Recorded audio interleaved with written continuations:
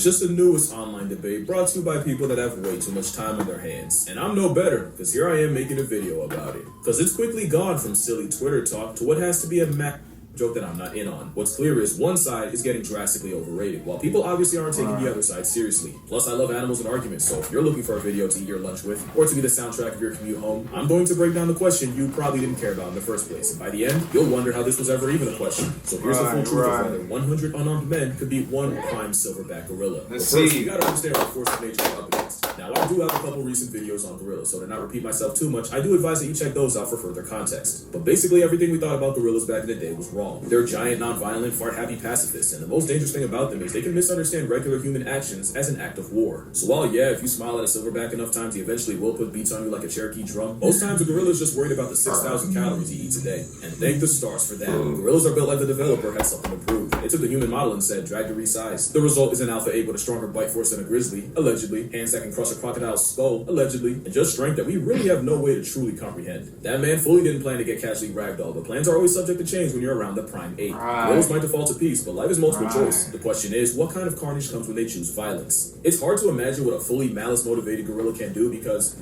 it takes a lot for them to get to that point. The first phase of conflict involves using body language and gestures to send a message before hands even have to be thrown. Because for an animal that can spend over 12 hours a day eating, wasting calories on fights is poor resource management. The second phase of escalation usually involves pushing, grappling, and screaming in really short bursts. Gorillas fight the way they fight. What I mean is, the phase they run are like how they're hung. Not long at all. Because again, most times gorillas don't actually want to fight.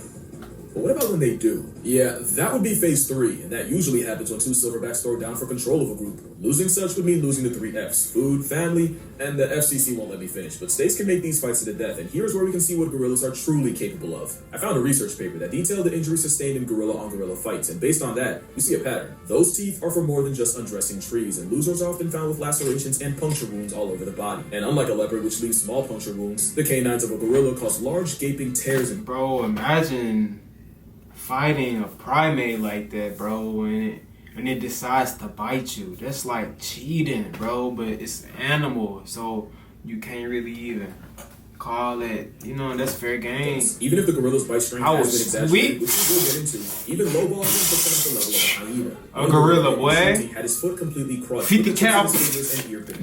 Gorillas also use a sniper, not really to punch, but to use as battering rams. They've also been known to pull chunks of hair out with their hands. So safe to say, a gorilla's stiff arm to the back would crack your constitution like a glow stick, and could dislocate or break human bones by accident. And with many victims also reported with bite wounds to the face, you'd probably be able to unlock your iPhone from 20 feet away after a gorilla puts jaws on you. So what chance would an army of humans have against a 500-pound berserker? Well, hot take. Gorillas have been drastically overrated in many ways. First as fighters. You gotta think though, bro. Physical brawlers and it's strength in numbers.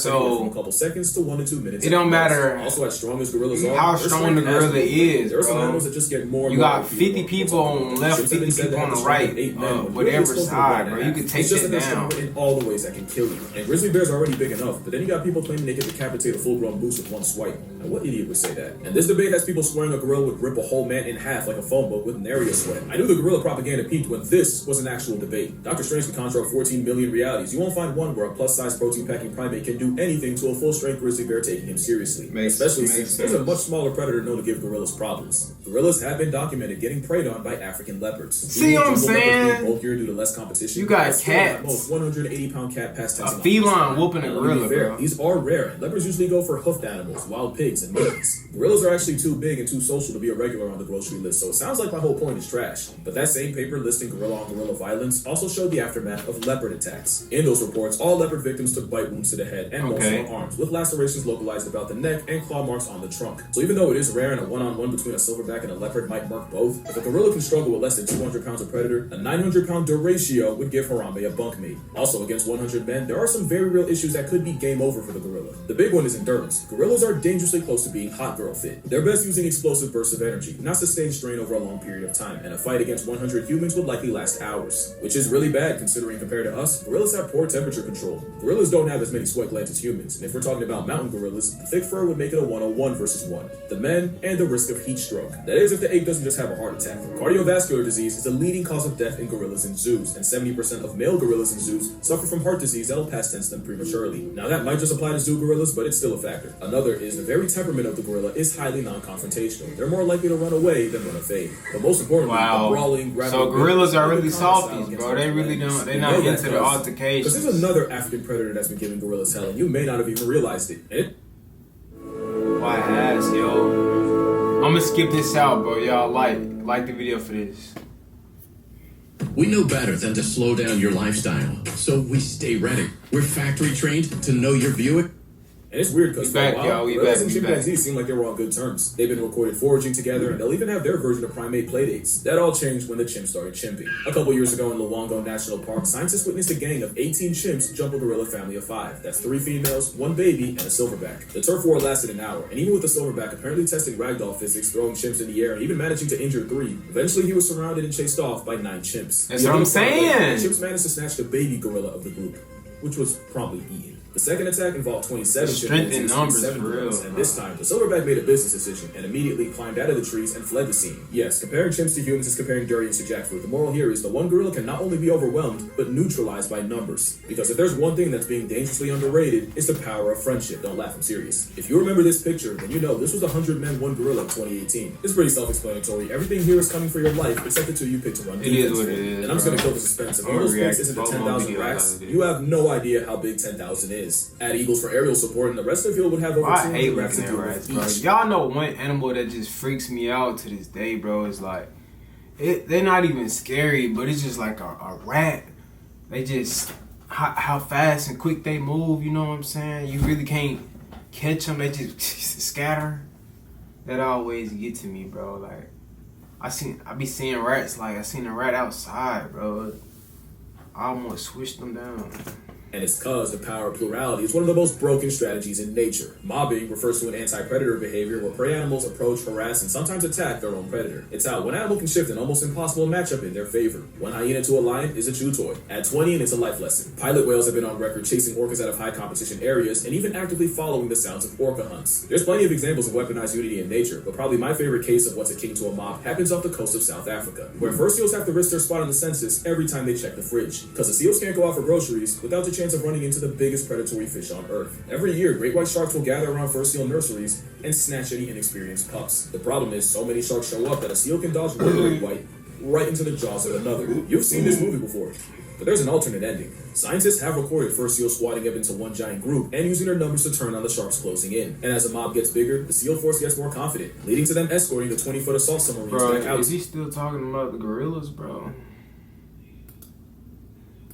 It's obligatory don't try this on a gorilla, or at least don't blame me for the consequences if you do. In a fight against a simian weighing a shack and a half, it's all about attacking the weak points, and a gorilla's weak points are the same as ours. Eyes, throat, mouth, and for measure, the jewels of the South. It's all about delivering damage that actually matters, and to do that, someone would have to perform the Draymond Green special and go for the eyes and blind him. Someone else would have to suffocate the supersized simian, either by bear hugging his windpipe, which only Tarzan backpacking plot armor can do, or by shoving your entire arm down his throat. And since you're already negotiating your arm elbow deep in esophagus, you that looks like tongue out. I call that the leopard method, because of 70. Hold up, bro. Negotiating your arm. I ain't gonna lie. I know a person with a tongue that looks just like that, bro. With the esophagus, you'd also have to pull the gorilla's tongue out. I call that the leopard method, because a 73-year-old once soloed an attacking leopard by reaching into its mouth and ripping out the leopard's liquor. And speaking of grab and pull, someone would have to be elected to perform Draymond's final smash and go for the gorilla's unmentionables. Hey, don't judge. This is war. That would be my first reaction. I'm talking about snatching. The most powerful natural attack in the gorilla's vulnerable area. You ain't never heard a gorilla scream. One problem though, this is still a gorilla we're talking about. Even with everything I said about their strength being overrated, a gorilla fighting for its life would show you destruction. I'm talking about that scene from Lottery Ticket. That whoosh. Their only outcome is a closed casket. Even if numbers eventually win, those first dozen or so men would be horrifically maimed, mutilated, or straight up murked. You can argue that if I can mention that 100 men running over the hill would intimidate even a gorilla, witnessing men getting mauled and disfigured would inflict psychological damage. There's an argument that witnessing the sheer carnage would weaken the resolve of the others, destabilizing the army. And you have to remember, if mobbing is natural, doing so in a way that guarantees a portion of your team sees Tupac live isn't. Even animals like hyenas will fall back if they sense they don't have enough of an advantage in a clan fight. But there's a catch. The tweet that started all this said, dedicated to that Surely if men can watch bunkmates get blown to bits in a war, then you can find 100 willing to die by the gorilla. If they can withstand the visceral reaction of seeing jaws getting detached, limbs getting dislocated, and a field of open fractures, 100 men would definitely beat a gorilla. And moral of the story, we have restraints. I'm glad we got to that. This video has been 2 minutes and 3 minutes. Now that we know the answer, tell me what y'all was thinking in the comments. The only way the gorilla would be able to even beat 100 humans if he was drugged up on cocaine and Percocets and uppers and painkillers. Like, that's the only way he'll be able to even fight through all of that. But yeah, that's the end of this video, y'all. Man, I hope y'all enjoyed it. I hope this was something that y'all thought about, or that was trending in y'all mind in this video. You know what I'm saying? I hope I was the first to answer the question with you. But this is the end of the video. MG Gaming, making more videos. Subscribe to my Twitch and my second vlog channel, MG Game. See y'all later. Love y'all.